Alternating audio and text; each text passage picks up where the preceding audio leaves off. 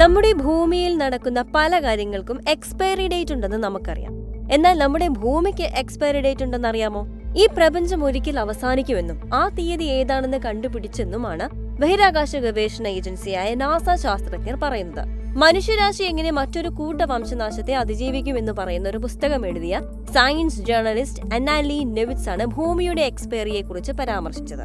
തുടർച്ചയായുള്ള സംഭവ വികാസങ്ങൾ ഭൂമിയിൽ വംശനാശത്തിന് ഇടയാക്കിയിട്ടും ഭൂമി ഇപ്പോഴും ജീവൻ കൊണ്ട് നിറഞ്ഞിരിക്കുകയാണ്. ജീവൻ ഉടലെടുത്ത ബഹുകോശ പരിണാമം സംഭവിച്ച 3.5 ബില്യൺ വർഷങ്ങളായിട്ടും ഇതുവരെയും ഭൂമിയെ ഇല്ലാതാക്കാൻ ഒരു ശക്തിക്കും സാധിച്ചിട്ടില്ല. ഭൂമിയിലെ ജീവനുകൾ ഏത് സാഹചര്യത്തെയും പ്രതിരോധിച്ചുകൊണ്ടേയിരിക്കുകയായിരുന്നു. അങ്ങനെ ഒരു ശക്തിക്കും തകർക്കാൻ പറ്റാത്ത ഭൂമിയിലെ ജീവനുകൾ ഇല്ലാതാക്കാൻ പോകുന്നത് എന്ത് കാരണത്താൽ ആയിരിക്കുമെന്ന് ശാസ്ത്രജ്ഞർ അന്വേഷിച്ചു.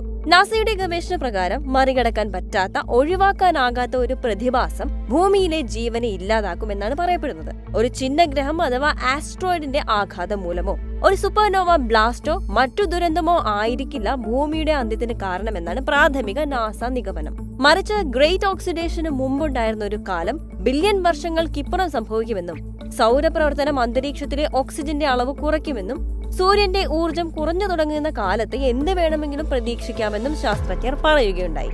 ഇത് കണ്ടെത്താനായി കാലാവസ്ഥാ മോഡലുകളും മറ്റ് പരീക്ഷണങ്ങളും നടത്തി സൂര്യന് പ്രായമായാൽ കൂടുതൽ ഊർജ്ജ പ്രവാഹം ഉണ്ടാകുമ്പോൾ അന്തരീക്ഷത്തിന് എന്ത് സംഭവിക്കുമെന്ന് ശാസ്ത്രജ്ഞർ വിലയിരുത്തി. അതുപ്രകാരം അന്തരീക്ഷത്തിൽ കാർബൺ ഡൈ ഓക്സൈഡ് അളവ് കുറയുന്ന സ്ഥിതി ഉണ്ടാകുമെന്നും ആ ഘട്ടത്തിൽ ഫോട്ടോസിന്തസിസ് നടത്തുന്ന സസ്യങ്ങൾക്ക് ജീവൻ നിലനിർത്താൻ കഴിയാതെ വരുമെന്നും കണ്ടെത്തി. ഇത് എപ്പോൾ സംഭവിക്കുമെന്നോ എത്ര കാലം കൊണ്ട് ജീവൻ ഇല്ലാതെ ആകുമെന്നോ കൃത്യമായി ഒരു പ്രവചനം സാധ്യമല്ലെന്നാണ് നിഗമനം. എന്നാൽ ഡിയോക്സിജനേഷൻ എന്തായാലും നടക്കുമെന്നും നടക്കുന്നത് 10,000 വർഷങ്ങൾക്കപ്പുറമാകുമെന്നും ശാസ്ത്രജ്ഞർ ഉറപ്പിച്ചു. ഇതൊക്കെയാണെങ്കിലും സാങ്കേതിക വിദ്യ ഇത്രയും വികസിച്ച കാലത്ത് ബുദ്ധിയും വിവരവുമുള്ള മനുഷ്യൻ ഇതിനെ മറികടക്കാൻ തന്നെ കൊണ്ട് കഴിയുന്നതെല്ലാം ചെയ്യുമെന്ന് ഉറപ്പ്.